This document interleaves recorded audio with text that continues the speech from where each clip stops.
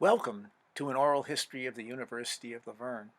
I'm Al Clark, Professor of Humanities at the university. My colleague, Brian Best, and I, together with the students in our honors class, created this documentary series during Laverne's 125th anniversary, 2016-2017. The series is based primarily on oral histories contained within the university's archives. This segment of our oral history is one that I personally prepared. It salutes some of the people who recorded, preserved, and published history of Laverne College and the University of Laverne. As you will see, they are giants in the telling of Laverne's story. Their work provided a solid foundation for our oral history of the University of Laverne. Here are the names and titles of the giants in the telling of Laverne's story who are quoted in this segment of an oral history of the University of Laverne. Their work is so extensive, authoritative, and influential that they will be consulted and utilized throughout the many segments of this multi-part oral history. Before the giants march before you, I want to caution you that this is oral history. Most of the footage that you will see was filmed to be transcribed onto paper, not to be screened before an audience. In many cases, the lighting is poor, the camera angle is haphazard, the background is casual, and the cheap tablet capturing the action is unsteady. Few of the interviewees dressed up for the occasion fixed their hair or applied makeup. None of the interviews were scripted, and none of the interviewees received specific questions to ponder before their interviews. There were no second takes. Consequently, what you will see was said with honesty and ingenuousness. These oral history interviews project a spontaneous truth in a real setting, but they are not always pretty to view, for they were not professionally recorded or edited. They are filled with excitement and introspection, but not visual splendor. The theme for this segment of an oral history of the University of Laverne comes from a quotation by the great 17th century European physicist and mathematician Sir Isaac Newton, but his words were appropriately echoed by Dr. Devorah Lieberman, 18th president of the University of Laverne, in an oral history interview with me at the beginning of the university's 125th anniversary year. Past, because we truly are standing on the shoulders of giants. Where we are today is because of 65,000 alumni and all the faculty and the staff. The first giant I want to single out is Dr. Gladdys Muir. She was associated with Laverne for nearly 4 decades. Among her other firsts, she started the university's archives and wrote the first published history of Laverne College. Here is a clip of her speaking about Laverne during the Great Depression of the 1930s, taken from a television program celebrating Laverne's 70th anniversary in 1961. She begins by speaking about how Laverne's students were affected by the Depression. They were affected by the Depression. They were less able to contribute to the support of the college.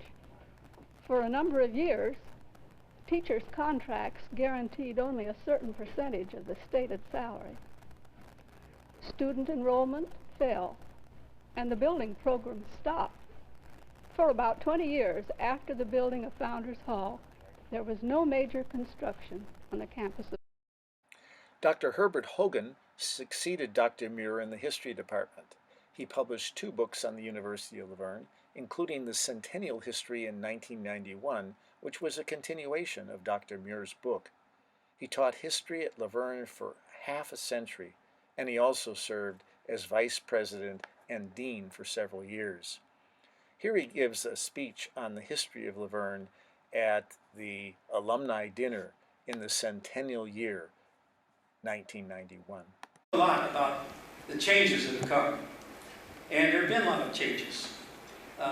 In fact, I said at one group, speaking on the history, just thinking of it in the 40 years in which I have been here, that if the changes are as dramatic in the next 40 as they have been in the last 40, people sitting here today will not recognize this campus 40 years from now. But you know, there's also a certain amount of continuity in this. We're not just changing, like, you know, moving all over the map. There's a continuity to this, and I'd like to use just 3 illustrations to show the continuity which exists at the University of Laverne. And the first one is through Steve Morgan, President Morgan. He is a 3rd generation graduate of Laverne, which means he has a heritage, an understanding of the ideals and the goals of Laverne that go back to when his grandmother... Dr. Marlin Heckman, the first of the featured history giants who is also an alumnus of Laverne, served as librarian and faculty member for 3 decades. During this time, he worked tirelessly to expand and protect the archives.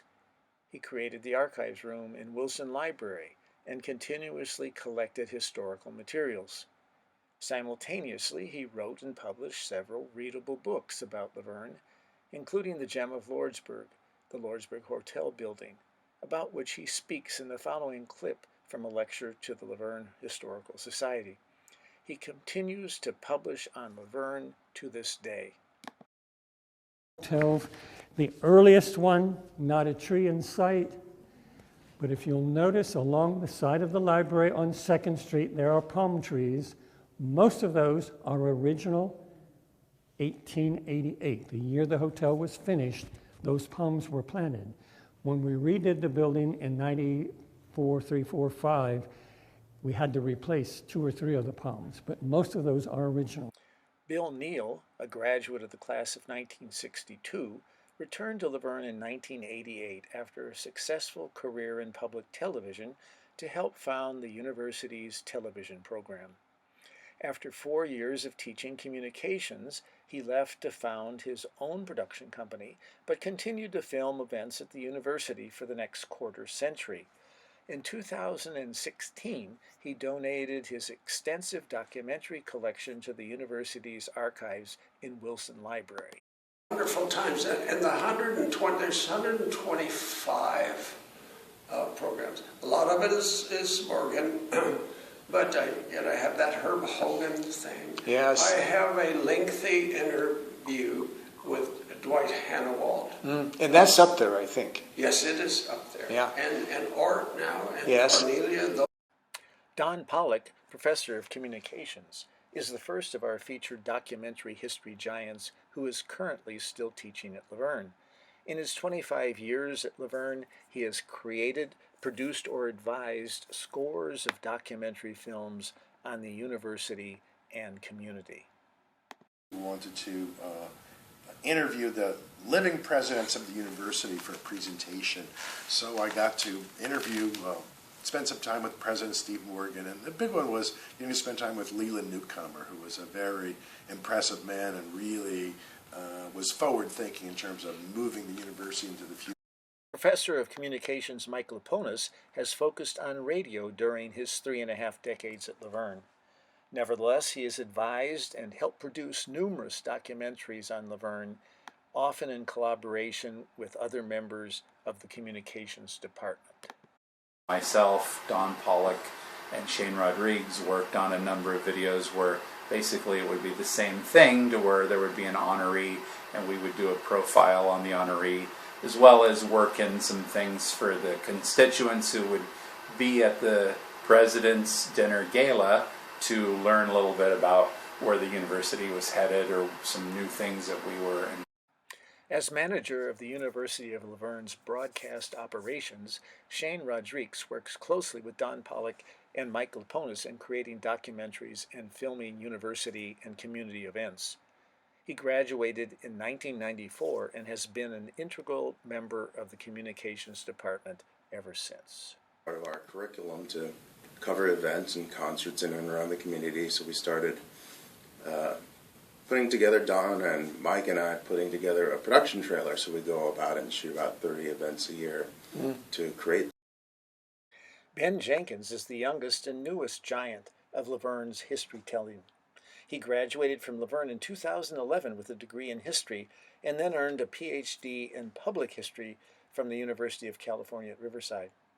He returned as the first person in Laverne's history with archivist in his official title. Yeah, and that really gave me an appreciation of what kind of things archivists do. They're not just sitting around waiting for researchers to come to them all day. They're really doing all kinds of activities that require them to be involved with whatever community they're a part of. And that's the kind of thing I'd like to do at Laverne, is to make people realize what a huge resource these archives are, to get people to come in of their own free will, not just because they're being dragged there for an undergraduate history seminar. Here is the hand-carved wooden alpha from the tympanum of the Lordsburg Hotel building displayed in Wilson Library. Can the archives properly preserve it and other artifacts and documents, Ben? An archive, a climate control facility, so that I can make sure the documents are being properly preserved. Because if we don't act quickly within the next 5 years, I would say, the history is going to start to deteriorate. Some of the documents are very frail. And they're a part of that same Laverne experience that I've been talking about, to use the phrase that marketing, I'm sure, is very happy that I'm using right now. It's very much a part of Laverne's past. Ken Marcus in the Department of History once likened it to the university's soul. And how can you really know where you're going? How can you really understand what the institution is without preserving its soul? So that's why I'm so passionate and so excited about being the archivist here, because I really want to keep these documents safe, and I want to show everyone how important they are.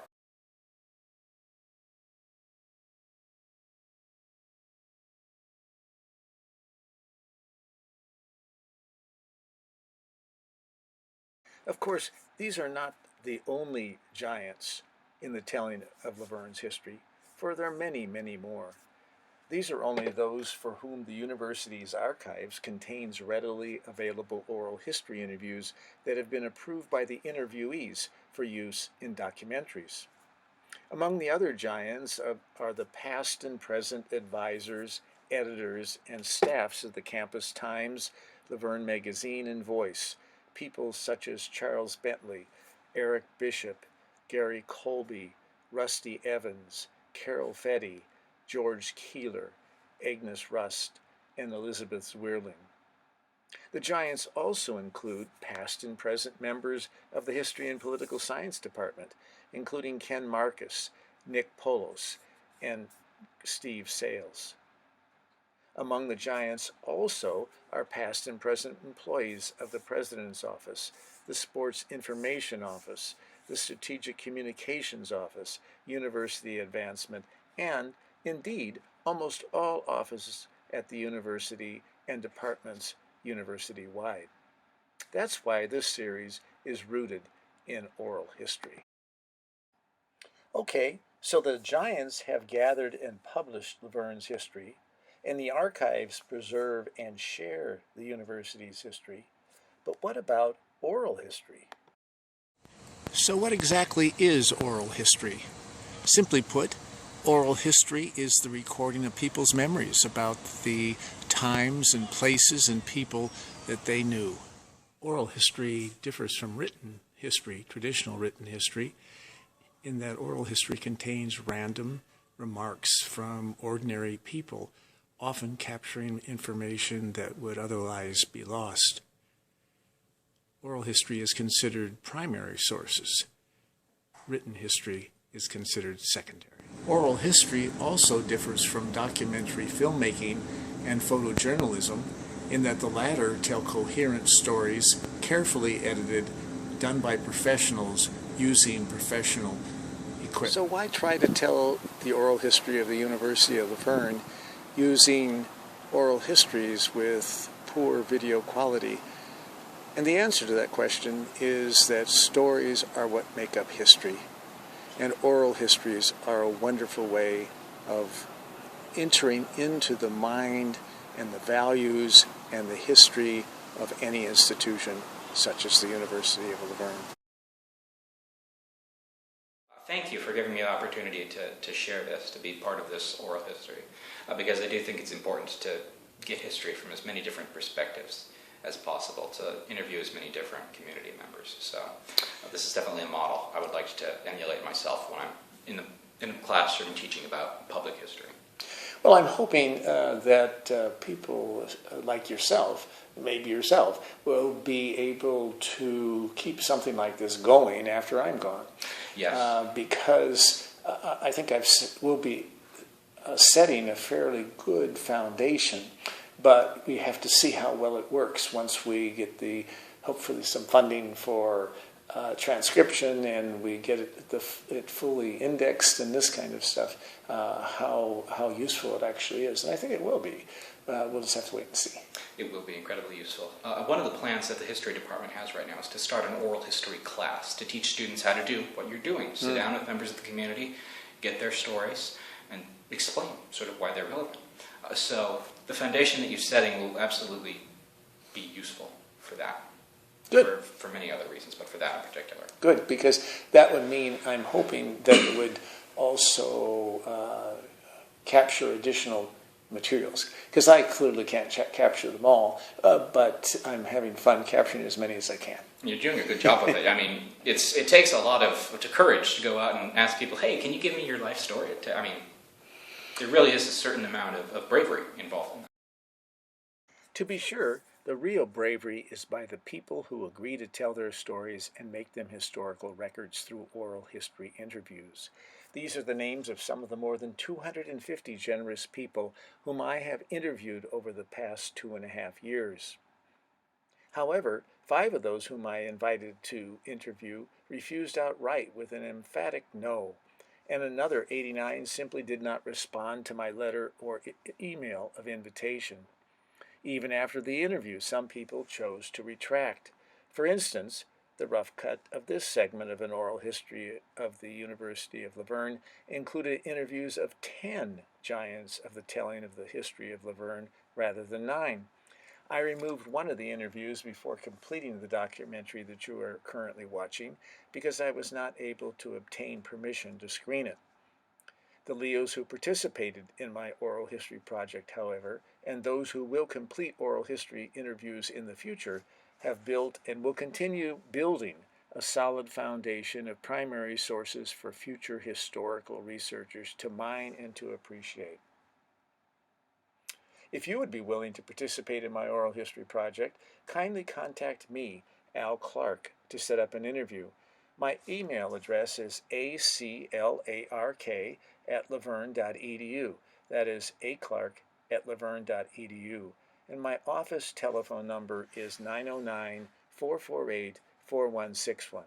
My office is in the Honors Center on the 2nd floor of Wilson Library at the University of Laverne.